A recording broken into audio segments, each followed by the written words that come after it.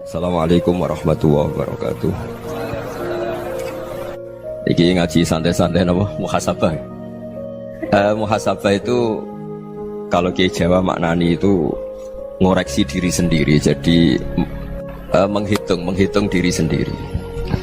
Ini pas bidang yang saya tekuni tadi karena Habib Ahmad yang minta kemarin sama ibu saya dari Indonesian Power itu. Ibu Lia, saya turutin sekaligus saya sambil belajar terus tentang muhasabah. Dalam konteks Indonesia, muhasabah itu sudah jadi perilaku ya. Karena dulu orang tua saya, guru-guru saya kalau ngandani itu, bayangkan kalau kamu jadi dia. Jadi misalnya kita mentang-mentang atasan, otoriter sama bawahan. Bayangkan kalau kamu jadi yang bawahan itu kayak apa? Laukun tamakanah, kalau orang Arab bilang, bayangkan kalau kamu di posisi dia. Makanya guyonannya orang-orang Indonesia itu kan orang ngaramkan judi gitu, bareng dikasih tahu. Tapi yang menang anak jenengan, alhamdulillah. Ternyata ngaramkan itu karena ada anaknya. Kalau anaknya yang menang ya seneng. Meskipun itu guyonan, tapi saya punya padanan itu dalam kitab hikam. Nabi Ibrahim itu Khalilur Rahman, tentu bencinya minta ampun sama yang namanya maksiat. Suatu saat beliau diterbangkan di alam malakut. Itu kalau di hikam saya halaman 15 juga. Saya masih ingat betul. Mungkin kalau Anda beda halaman karena beda cetakan. Setelah diterbangkan di alam malakut, diperlihatkan sama Allah. Ada orang pezina, ada orang syaribul khomri, ada orang mabuk, ada orang macam-macam. Allah tanya sama Nabi Ibrahim, bagaimana pendapat kamu Ibrahim tentang mereka yang maksiat? Kata Nabi Ibrahim, ya Allah, habisi saja mereka. Mereka hidup di bumi engkau, makan rezeki engkau, kemudian mereka tidak taat sama engkau. Singkat cerita di fase itu, saya ulang lagi di fase itu, Allah nurutin sampai sekian peristiwa, mungkin 3 atau 4. Sudah, setelah sekian tahun Nabi Ibrahim lupa peristiwa itu, kemudian beliau diminta menyembelih anaknya. Ini versi kitab hikam. Memang versinya banyak tentang kenapa Nabi Ibrahim disuruh menyembelih anaknya. Ketika mau menyembelih anaknya, Nabi Ibrahim ragu. Huwa samratu fuadi, anak saya ini buah hati saya, kenapa engkau suruh menyembelih? Terus kata Allah, apa kamu tidak ingat ketika kamu saya angkat di alam malakut, kemudian kamu usul bunuh-bunuh, saya tidak mempertimbangkan usul Anda, tapi kenapa sekarang saya merintahkan kamu mikir gitu? Terus, ya karena ini anak saya ya Allah. Terus kata Allah, rumang samu wong sumpukon mata ini gak gawean kau sing gawe kowe enak wae usul mata ini. Sebenarnya saya yang bikin, kemudian Anda enak aja usul membunuh. Semenjak itu Nabi Ibrahim itu di eranya itu asfaqun nas, orang paling sayang sama manusia. Karena kadang kita keras itu ya kebetulan tuh udah anak kita, ada keluarga kita. Cara orang Jawa itu kan gitu ya, kalau ada perempuan terus macak yang macam-macam pakai sepeda motor cowok, terus wah itu luput suwo, semoga-moga gini. Tapi setelah dikasih tahu, niku ponakane jenengan, semoga-moga selamat.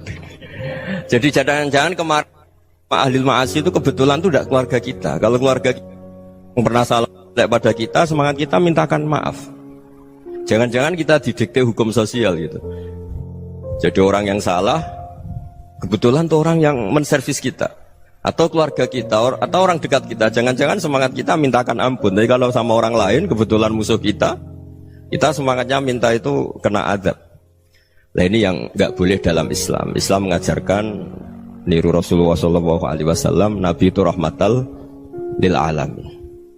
Bahkan kemarin saya ngaji virtual sama beberapa habaib, ada Habib Ali Al-Jufri dari Mesir, ada Habib Alwi dari Kuitang, ada Habib Nabil Al-Musawa. Dari sekian habaib itu saya masih ingat diantaranya yang didawuhkan rahmatan lil alamin itu ketika Nabi adzahu qaumuh, disakiti oleh kaumnya, dan itu mereka masih kafir semua. Itu mereka dapat doanya Nabi, Allahumma hdi qaumi fa innahum la ya'lamun. Kayak apa baiknya Nabi, orang yang menyakiti, yang melukai, tapi Nabi masih berdoa, Allahumma hdi qaumi fa innahum la ya'lamun. Sayyidina Umar dapat doanya Nabi itu ya khina kana kafiran, ketika masih kafir didoakan, Allahumma aizzal Islam bi Umar. Itu ketika masih kafir. Itu pelajaran bagi kita bahwa yang sedang tidak cocok pun itu berdapat doa kita. Ya doa supaya kondisi kita baik, hari tambah baik. Karena agama ini Saya berkali-kali bilang limangka nayarjuwa wal yaumal akhir. Agama ini diperuntukkan bagi yang selalu punya harapan pada Allah Subhanahu wa taala. Saya cerita muhasabah ini tentang hubungan kita dengan Allah. Di Indonesia itu banyak orang fasik, banyak orang nakal. Ya di mana-mana orang nakal itu ya mayoritas, wa aksaruhum fasikun. Tapi berkahnya harapan. Mungkin saya kira nakal sok benda, mungkin saya kira sholat sok ben sholat, mungkin sekarang belum sakhok, belum dermawan, suatu saat dermawan. Barokahnya itu kefasikan ini dianggap sementara, sedang fasik, sedang tidak benar. Karena kiai-kiai kita, para guru-guru kita, para habaib utamanya itu mesti bilang semoga husnul khotimah. Nah barokahnya doa itu semoga husnul khotimah itu menjadikan satu pola sosial. Yang sedang fasik ini masih diharapkan jadi lebih baik, jadi lebih. Sehingga kita tidak ngambil sikap ekstrim, yang ingin menghabisi atau ingin mengadili, tidak. Karena selalu kita punya harapan. Dan agama ini limangka nerjuwa wal yaumal akhir. Bayangkan itu kalau yang nakal itu anak kamu. Pasti kamu gak ingin kan langsung dapat azab, dapat apa. Padahal kita semua jadi tokoh ini abul kulli, bapak dari semuanya. Sehingga ketika Rasulullah SAW jalan-jalan kemudian melihat perempuan sedang menyalakan api. Kalau apinya mati ditiup, anaknya dijauhkan. Nanti kalau sudah jauh dari api, anaknya digendong lagi.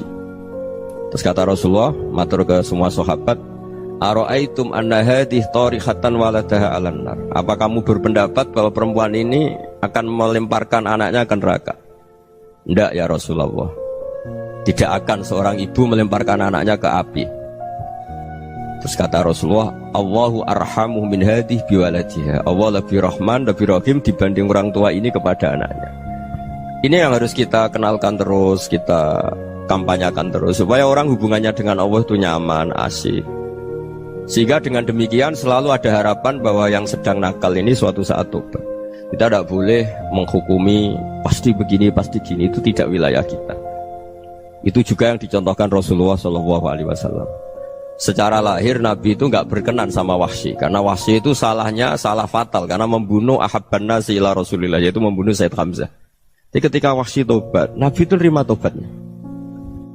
Dan ketika beliau dengan basariyahnya nggak siap ketemu Wahsy karena harus ingat Sayyid Hamzah, basariyahnya diturutin.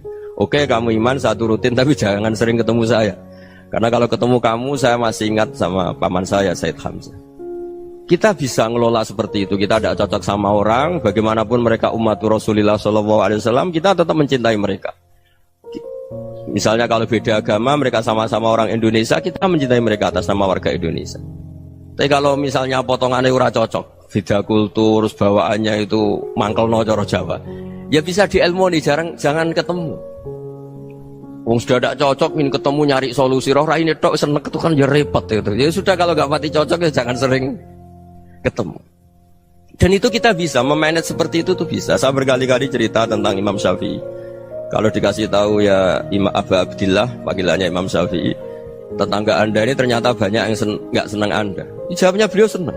Ya bagus kalau nggak senang saya, ndak utang saya katanya. Jadi gara-gara saman seneng aku ngatur aku ini kan. Dan mungkin saman rasa seneng kan ya enak. Jadi hidup itu dianggap happy. Kalau seneng ya teman silaturahim, kalau nggak seneng ya nggak bakal utang gitu. Baru kayak rasa seneng itu nggak ganggu. Gitu. Jadi dulu itu orang bisa ngelola seneng tidak seneng itu bisa.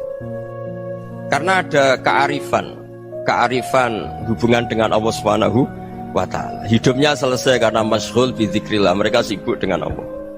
Makanya kata ulama-ulama tasawuf, kamu jangan melihat manusia perilakunya, tapi kamu juga harus ingat yang gerakkan semua itu Allah Subhanahu wa taala. Dengan demikian kita farah, kita senang. Makanya Nabi kalau ngutus Anas bin Malik kemudian nggak kesampaian yang diinginkan karena Anas main. Ketika garwa-garwani Nabi agak tersinggung, Nabi andaikan Allah menghendaki yang saya inginkan kesampaian, pasti itu kesampaian. Jadi dianggap kegagalan Anas gak manggil yang dituju Nabi itu ya kersane Allah, ya enteng saja. Sayyidina Ali lebih parah lagi yang dialamin. Itu dalam beliau kalau dipanggil itu gak cepet-cepet ke sana. Ketika ditanya, kenapa kamu tak panggil gak cepet ke saya? Amin tu ukubatak, karena aku tahu engkau orang baik. Orang baik itu pemaaf. Jadi makanya orang-orang soleh dulu itu bodoni itu. Makanya sekarang kalau ada orang bodoni itu mesti beda orang soleh. Kalau orang-orang soleh itu kakean husnudzon lagi sering dibodonin. Abdullah bin Umar itu masyhur itu. Kalau ada budaknya sering sholat, sergap sholat itu dimerdekakan. Akhirnya nggak sholat pun pura-pura sholat. Akhirnya juga dimerdekakan. Ketika ditanya, kenapa engkau merdekakan? Padahal mereka sholatnya menipu engkau, kata pembisik-pembisik itu. Man khoda'ana lillah in khoda'na lah. Dia nipu atas nama Allah, berarti saat tertipu juga atas nama Allah. Gak masalah dong, semuanya demi Allah Subhanahu wa ta'ala. Jadi ketika kita ketemu mensifati Allah Ta'ala itu ghafir, Allah pemaaf.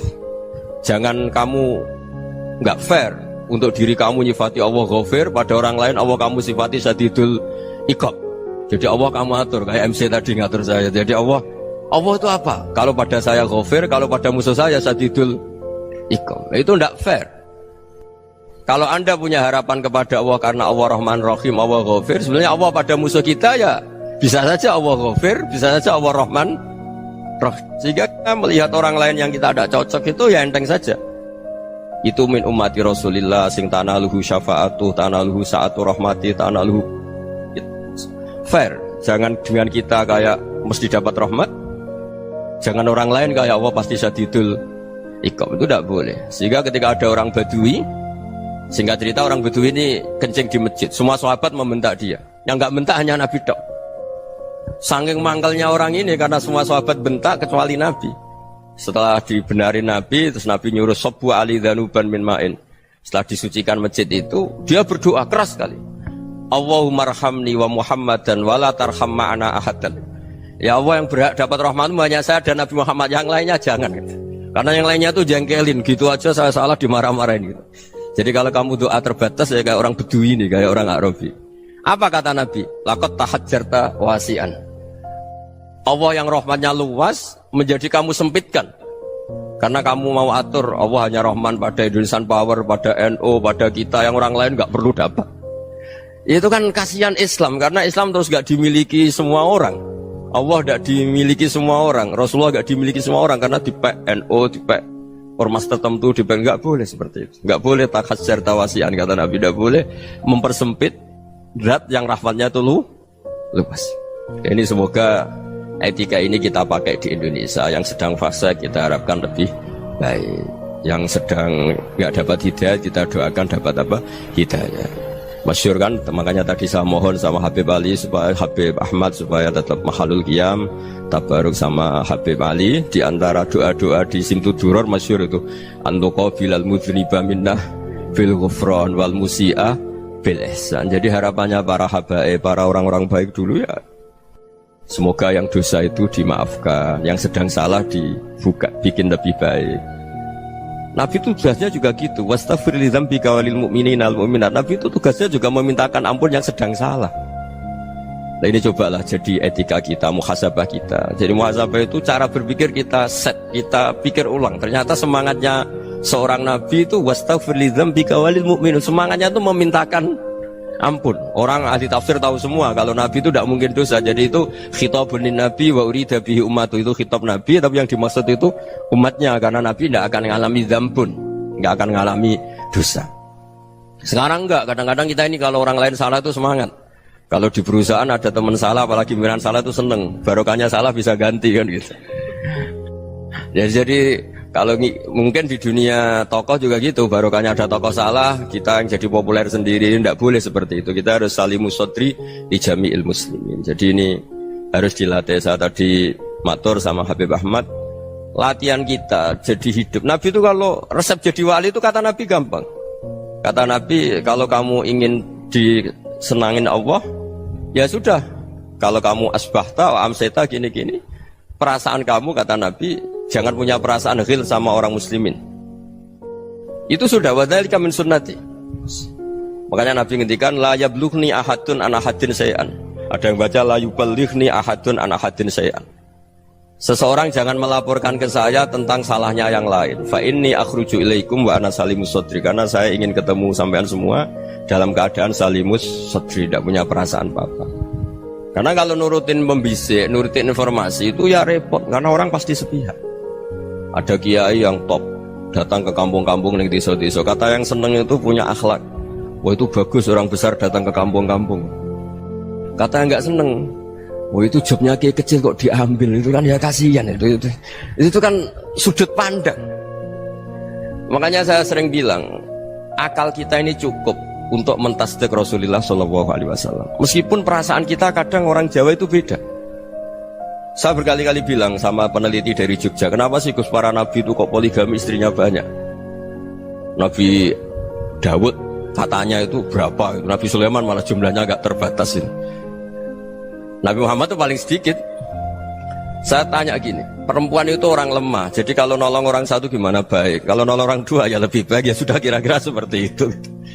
Paling tidak akal kita masih tahu kalau orang baik itu kan mesti baik, nolong orang satu baik, nolong orang dua ya lebih baik, nolong orang tiga lebih baik. Tapi kalau kamu orang nggak baik, satu saja kamu terlantarin, kamu miskinkan, kamu ya tinggal diukur kan. Kalau orang baik nambah baik, tapi kalau orang buruk tambah buruk.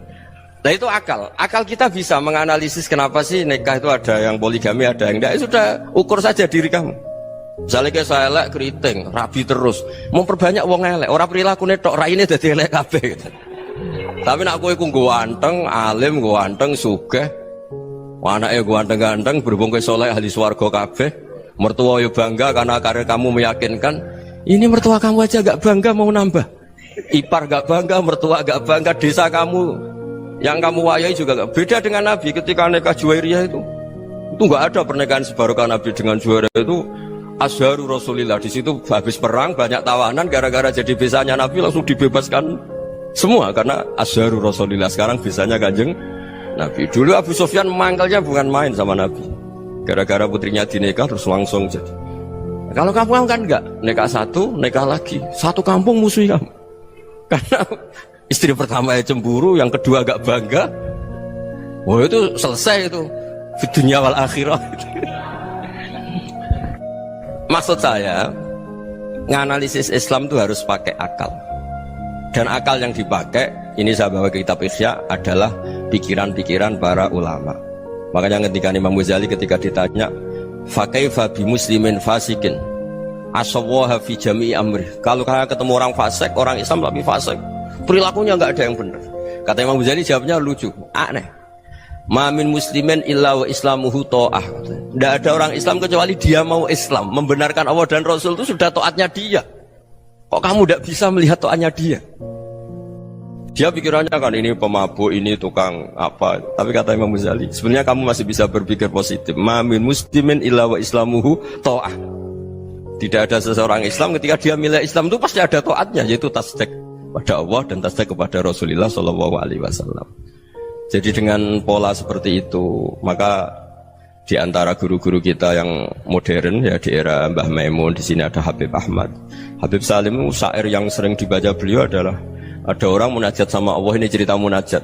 Itu orang itu ngendikan gini, ana muznibun, ana mukhtiun, ana asi, huwa rahimun, huwa ghafirun, huwa afi. Ya Allah, saya mukhti, saya orang yang salah. Ana muznib, saya orang yang dosa. Ana asin, saya sering maksiat. Tapi engkau ya Allah, engkau ghafir, pemaaf. Engkau rahim, maha pengasih. Engkau afin, yang mudah memaafkan. Kata orang ini, ya agak kurang ajar, tapi saking senengnya sama Allah. Qobal tuhunna salasatan bisalasat. Ya gini saja ya Allah, sifat engkau diadu dengan sifat saya. Engkau Tuhan, Gusti, nggak boleh kalah katanya. Terus wasatah liban ausofu ausofi, dan engkau pasti pemenangnya gitu. Jadi ada orang rayu Allah dengan cara seperti itu ya ada ya. Saya ini manusia, salah saya banyak. Engkau ampunannya banyak. Engkau Tuhan, Gusti, nggak boleh ampunan Anda, ampunan engkau kalah dengan salah saya. Nggak boleh Tuhan kok kalah. Jadi untuk supaya orang punya harapan gitu. Banyak juga wali-wali yang jadab ketika datang ke makam Rasulullah SAW. Itu kalau dongo ya agak kacau sebetulnya, cara syariat agak kacau. Ya Allah, engkau punya dua pilihan. Jika engkau menjadikan saya soleh, surah habibu, yang senang kekasihmu, yaitu Rasulullah SAW. Tapi jika engkau menjadikan saya fasik, surah aduuk, yang senang itu setan. Monggo jenengan mau menyenangkan kekasih jenengan, mau menyenangkan musuh jenengan, monggo jenengan bebas kok memilih. Mestinya Allah ya senang menyenangkan kekasihnya. Jadi ya, intinya Allah dipaksa untuk menjadikan dia orang soleh gitu. Jadi kayak kemarin itu Pak Gus siapa yang kesini itu. kuliah ke sini itu sama Habib Ahmad. Saya pertama nggak mau, lama-lama Habib Ahmad. Ini gimana Gus? Orang taunya saya dekat jenengan, kalau nggak kasil saya waduh, Beb. Ini kayak doanya wali yang tadi. Nggak punya pilihan, Beb. Nggak ada pilihan ini. Jadi saya mohon muhasabah itu dimulai cara berpikir. Makanya di sini sebetulnya tag ini supaya dapat barokahnya Ihya. Ini kitab yang disenangi para habaib, para ulama. Sebetulnya tag di muhasabah itu redaksinya gini ya, yang lengkap. Hasibu anfusakum qabla an tuhasabu wazinuha qabla an tuzanu wa tahayya'u lil ardil akbar. Jadi ada kata wazinu, jadi ukur. Perilaku Anda ini diukur, ditakar. Misalnya kita sebagai suami kan ya punya hal-hal yang kita tidak ideal. Corong Jawa mesti pesek, cara rezeki ya pas-pasan ya. Dan kita juga kalau makanya agak boleh tanya istri begini, apa saat cinta pertama Anda? Pasti Anda kecewa. Orang jadi istri hanya korban terakhir itu. Sudah. Karena orang kalau ngelamar kemana-mana gak jadi, yang jadi istri itu pasti korban terakhir itu. Jarang istri pilihan pertama, jarang. Ayo semua yang nikah. Rata-rata itu pilihan Anda pertama Pak, dari sekian ditolak di mana-mana terus. Ya perempuan terakhir. Kamu juga korban terakhir gitu. Itu wali-wali dulu kalau ngandani kita itu sederhana. Antal ini masyhur diceritakan Habib Zain bin Semit dalam kitab Al-Manhajus Sawi. Antalam tajid min nafsika kullama turid. Fa kaifa turidu min ghairika kullama turid. Kamu yang ingin ideal saja kamu tidak menemukan pada diri kamu untuk menjadi ideal. Kamu kan ingin ganteng, ingin punya uang banyak, ingin perilaku Anda sempurna. Anda saja yang punya keinginan tidak bisa mewujudkan keinginan Anda sendiri. Fakaifa turidu min ghairika ma turid. Jadi antalam tajid min nafsika kullama turid. Fakaifa turidu min ghairika kullama turid. Kamu yang punya keinginan saja. Misalnya saya ingin punya uang banyak, perilaku saya selalu benar, gak pernah salah. Loh, saya yang ingin saja dengan diri saya gak bisa untuk benar terus. Kok kamu berharap orang lain selalu benar? Jadi antalam tajid ya sama. Kalau kamu menuntut istri kamu itu ramah, neriman, apa kamu neriman sama wajah istri Anda gitu? Engkau ya pola neng dindi jajaki sana jajaki sini, kamu sendiri tidak tahu apa. Jadi itu nasihat yang luar biasa. Antalam tajid min nafsika kullama turid, fa kaifa turidu min ghairika kullama turid. Kamu mau menghormati semua orang? Tidak mau kan? Kemudian Anda berharap semua orang menghormati kamu. Kamu tidak ingin kan orang lain semua menghujat kamu. Sementara kamu enak aja menghujat orang lain. Makanya Rasulullah SAW luar biasa ketika bikin kaidah sosial. Apa la yu'minu ahadukum hatta yuhibba li akhihi ma yuhibbu li nafsihi. Jadi kalau ukuran iman itu sederhana. Kalau sesuatu itu baik, nyaman bagi Anda ya bayangkan itu pada teman Anda. Misalnya Anda bangun tidur sudah acak-acakan, gak punya uang, utang jatuh tempo, kan gak ingin ketemu orang. Ya kamu jangan bertamu ke jenis ini karena dengan kamu yang alami juga gak siap ketemu orang. Makanya ada Habib Alim itu dilapuri sama seseorang.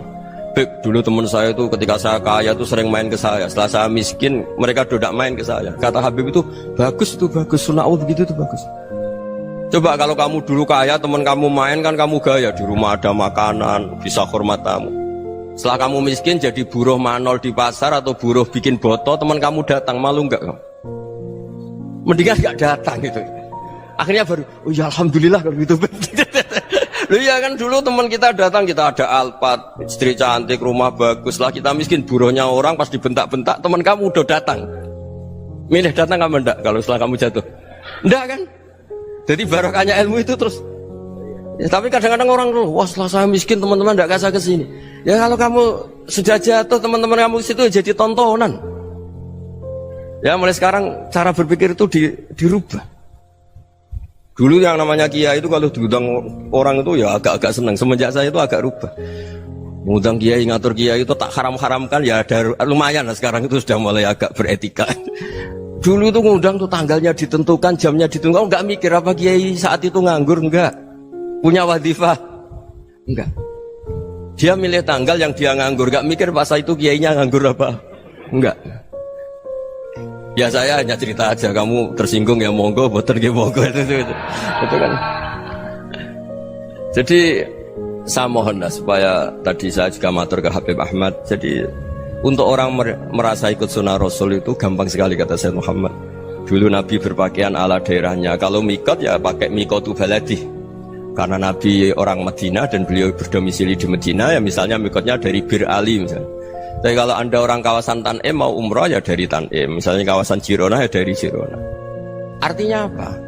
Kamu ngambil mikot karena Nabi mikot misalnya dari Bir Ali, bukan berarti kamu harus seperti Nabi di Bir Ali. Kamu orang Mekah, misalnya kamu orang Tanim, orang ya harus dari mikotu apa? Baladi. Sama, makanya di fikih-fikih itu kalau tahnik anak, Nabi orang Arab, halawiyatnya kurma ya kurma. Kalau orang Jawa sedegan, semua bodoh-bodoh. Ya, bodoh-bodoh manis. Jadi ini tabaruk sama Sayyid Muhammad, ini ada murid beliau, Habib Ahmad, saya baca. Supaya orang itu merasa ikut Nabi itu gampang sekali. Ini saya baca ya di halaman tadi disaksikan Habib Ahmad 433 di kitab apa begini? Manhajus Salaf fi Fahmin Nusus. Itu kata Sayyid Muhammad, wa kanat sunnatu Rasulillah annahu yat'amu ma yajiduhu fi ardi wa yalbasu ma yajidu wa yarkabu ma yajidu mimma abahu Allah taala. Faman istamala ma yajiduhu fi ardi fa huwa al-muttabi' lis-sunnah. Kama annahu hajjal baita min madinati. Faman hajjal baita min madinati nafsihi fa huwa al-muttabi' lis-sunnah wa illam takun hadhil madinatu tilka.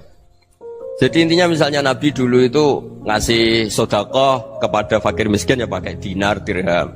Ya kalau orang misalnya sedekah pakai rupiah ya sudah ikut sunnah Nabi. Jangan, lu Nabi pakai dinar loh, kamu kok pakai rupiah. Dulu dinarnya Nabi udah ada tulisannya Bank Indonesia, kamu ada tulisannya Bank. Ya tidak ada seperti itu. Ya jadi misalnya Nabi sedekah pakai tamar atau pakai al-aqid, ya kita pakai beras, pakai apa. Supaya orang tuh bahwa Rasulullah itu milik kafatal linnas, milik semuanya. Sehingga merasa ikut sunnah Nabi itu ya semuanya. Makanya dulu Mbah Mun kalau motivasi saya supaya bombong, kalau orang Jawa bilang bombong. Wong Jawa mesti ono wong alim. Beliau menyontohkan Mas itu Mbah Fadol, Senori, Mbah Ihsan Jambes. Itu bisa ngarang-ngarang kitab luar biasa. Padahal beliau bukan orang Arab. Imam Sibawai itu orang Persia, Imam Ghazali orang Tus itu juga ikut Persia. Kata Mbah Mun, wong sing ora Arab lah mesti untuk jatah alim kata beliau. Karena Nabi itu diutus kafatal linnas. Nanti kalau orang yang alim itu Arab tok, berarti tidak ada perwakilan dari Afrika, dari Asia Tenggara, dari mana-mana. Makanya karena Nabi statusnya itu kafatal linnas. Jadi kita harus bangga sebagai Muslim, sebagai orang Indonesia karena misalnya Wali Kutub dulu terkenalnya hanya ada di Yaman, di mana. Ternyata pernah ada juga di Indonesia dan seperti Habib Abu Bakar Segaf Gresik. Jadi ya akhirnya kan tetap orang Indonesia meskipun beliau zuriyah Rasul kan ya sudah orang apa? Orang Indonesia. Zuriyahnya Habib Ali Sentuduror sekarang di Solo. Jadi Indonesia juga dapat alawin banyak dari Sadatin al-Alawin juga banyak. Jadi saya mohon barokahnya ngaji seperti ini. Melihat orang lain tuh gampang, bayangkan tuh kalau anak kamu. Makanya Nabi nanti kalau nggak percaya lihat di Hikam nomor 15 di kitab saya itu. Di situ dijelaskan oleh Hikam, jangan-jangan semangat Anda pada orang yang maksiat, pada orang yang keliru supaya dihukum itu karena kebetulan itu udah anak Anda, itu udah keluarga Anda. Coba kalau itu keluarga Anda. Makanya kalau saya guyonan di Jogja itu ada pembantu mecahkan piring terus dimarahi majikannya, saya mesti guyon gitu. Pasti itu pembantunya tidak cantik. Kok bisa Gus? Andai kan cantik dan kamu senang mecahno piring satu, piring 1000 ra iso ngamuk. Ternyata ngamuknya tuh karena mecahkan piring apa karena plus tidak cantik? Coba jawab para lelaki nih. Kamu marah sama orang maksiat tuh karena maksiat karena plus itu udah anak Anda. Bayangkan kalau itu anak Anda. Itu hebatnya Rasulullah SAW. Karena kita yang salah pun kadung umatnya, Nabi tetap ngasih fasilitas syafaati li ahlil kabair min ummati. Kayak apa baiknya Nabi? Udah ikut maksiat tapi ikut fasilitasi ngasih syafaat. Loh kalau li ahlil ibadah kan wajar. Nabi ketika ini syafaati li ahlil kabair min ummati. Ya karena tadi logika yang dibangun Rasulullah itu logika yang luar biasa. Kita semangat orang lain kena hukuman itu karena kita tidak punya ra'fah, tidak punya rahmah. Coba kalau Rasulullah yang bil mukminina raufur rahim. Semangatnya itu mendoakan supaya tobat, mendoakan diampuni. Dan itu juga yang diperintahkan oleh Allah Subhanahu wa taala, wastaghfir li dzambika walil mu'minina wal mu'minat. Ya semoga barokahnya ngaji ini, barokahnya Habib Ahmad, barokahnya Maulid Simtud Duror, barokahnya semua kitab madaih, tiba berjanji semuanya, barokahnya Ikhya, barokahnya Said Muhammad, barokahnya guru kita semua, Mbah Maimun, bapak saya. Kita ini ngikuti manhaj, ya, ngikuti apa? Manhaj. Saya sering didhawuhi Mbah Mun, kenapa ihdinas siratal mustaqim bukan siratoka, bukan jalan engkau ya Allah, karena Allah itu nggak bisa kamu tiru. Allah itu tidak tidur, tidak makan, tidak kesel, tidak capek. Yang bisa ditiru itu siratal ladzina an'amta alaihim. Yang bisa ditiru manusia ya niru manusia, karena Allah itu tidak bisa ditiru. Makanya ihdinas siratal mustaqim siratal ladzina. Dan niru siapa? Niru guru-guru kita. Termasuk niru cara pandang. Jadi misalnya ada orang awam di rumah itu hanya delok reng, delok tikus liwat, itu kan kayak nganggur. Kok ora tahajud malah mendelok reng. Melihatnya jangan gitu. Huwa tarokal ma'asiyah. Dia di rumahnya ndak dugem, ndak kemana-mana. Dia berarti malam itu tarkul ma'asi. Tidak nyopet, tidak garong, tidak ke tempat maksiat. Susahnya apa sih husnudzon? Jadi jangan lihat huwa tarkut tahajud, huwa tarokat tahajud, wa taroka qiyamal lail. Oke ya, namanya orang begitu ya tidak tahajud, tidak qiyamul lail. Tapi susahnya apa sih kamu bilang huwa tarokal ma'asiyah? Dia juga meninggalkan maksiat, dan tarkul maksiat itu tuh ibadah. Supaya orang tuh gampang lah husnudzon sama orang muslim. Ini orang mukmin, orang yang luar biasa. Di mata Allah itu orang yang luar biasa. Kayak tadi Imam Ghazali, kalau saya ketemu orang muslim kemudian dia tidak pernah baik, gimana? Kata Imam Ghazali, ma min muslimin illa wa islamuhu ta'ah. Tidak ada orang Islam ketika dia mentasdihkan Allah dan Rasulullah, berarti dia juga punya taat. Ya ini latihan saja, sing iso nglakoni Habib Ahmad kula namung cerita mawon.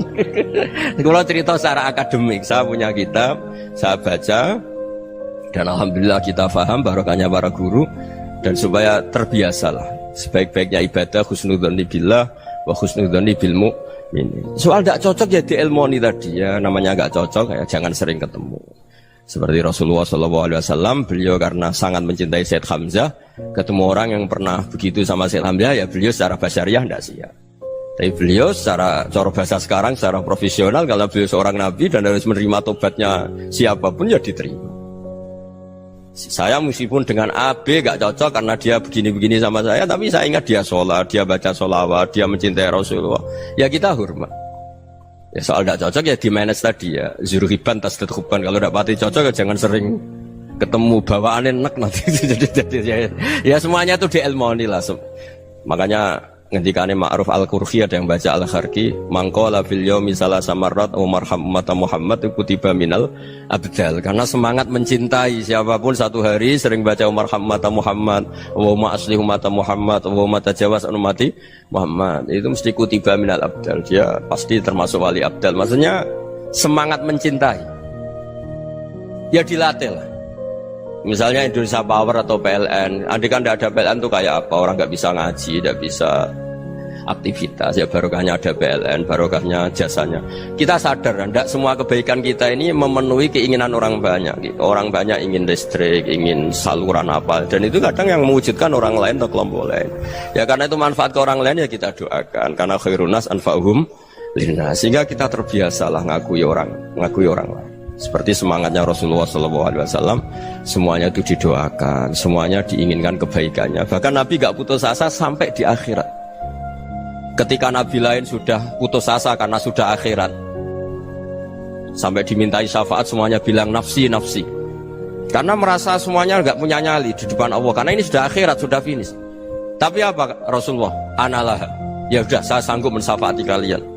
Terus kata Nabi, fa'atiyal arsya, saya mendatangi aras, fa'akhirru lahu sajidan, saya sujud, wa ahmaduhu bima hamida allamaniha rabbi. Kemudian saya tetap muji Allah dengan pujian yang terus menerus. Padahal sudah di akhirat, sudah finish. Nabi dimintai syafaat masih sanggup, karena Nabi tahu akhirat tidak bisa mendikte Allah, tidak bisa. Allah terus bilang, ya Allah ini akhirat loh, engkau sudah tidak boleh mensyafaat, tidak bisa. Allah tidak bisa diganggu akhirat, Allah tidak boleh dibatalkan rahmannya oleh akhirat. Allah tetap Rahman Rahim abadal abad. Dan Nabi tahu itu. Makanya kata para ulama, fa Muhammadun ahmadu min ghairihi. Jadi Nabi Muhammad namanya dua yang terkenal. Sebenarnya banyak yang terkenal dua, Muhammad sama Ahmad. Ketika Nabi punya nyali memuji Allah di akhir akhirat atau sudah di akhirat itu fa Muhammadun ahmadu min ghairi. Ketika Nabi lain sudah tidak punya nyali muji Allah karena sudah akhirat, Nabi Muhammad tetap berani muji Allah di saat seperti itu. Makanya ahmadu di situ kata ulama itu af'al tafdil, fa Muhammadun ahmadu min ghairi. Kanjeng Nabi lebih memuji Allah di saat yang Nabi lain sudah tidak punya nyali untuk muji Allah di saat itu. Makanya kata Nabi fa akhiru lahu sajidan wa ahmaduhu bi mahamida 'allamaniha rabbi. Akhirnya setelah lama gitu terus Allah ngendikan ya Muhammad irfa' ra'sak wasal tu'tah wasfa' tusyaffa. Sudah Muhammad, angkat kepala kamu minta apa saya turutin, dan kalau kamu ingin mensyafaati umatmu saya beri hak napa? Syafaat. Nah, semoga semangat itu juga menjadikan kita munajat bahwa rahmat Allah tidak terbatas, harapan juga tidak terbatas. Mungkin yang sedang nakal ya kita katakan sedang, jangan terus kamu pastikan wah ini mesti suul khotimah, mesti tidak orang baik. Ndak, agama ini liman kana yarjuwa wal yaumal akhir, selalu bagi yang punya harapan. Ya, mugi-mugi dapat barokah semua. Mantu dengan kata wassalamualaikum warahmatullahi wabarakatuh.